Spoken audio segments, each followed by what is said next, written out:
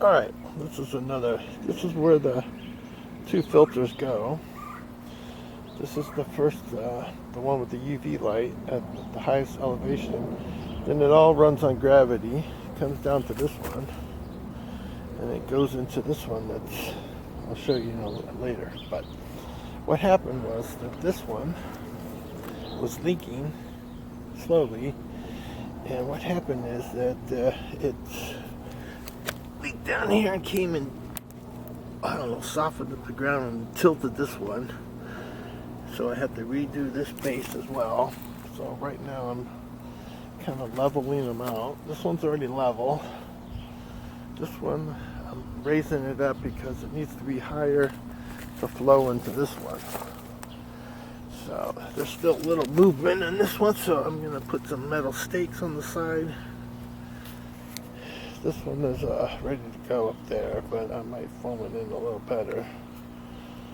But this is just to show you, and I really don't care. This is the one that was leaking. What's left of it. This was the intake, and the UV light was right here, and this is where it drains, went into the second one, which we modified a little bit. But yeah, this is the one I had that 1-inch hole.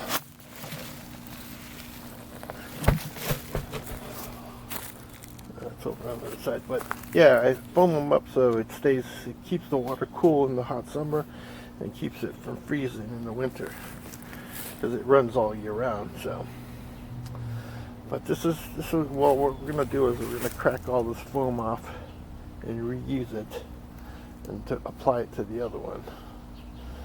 But this one is going to be garbage because, like I said, it had the drainage.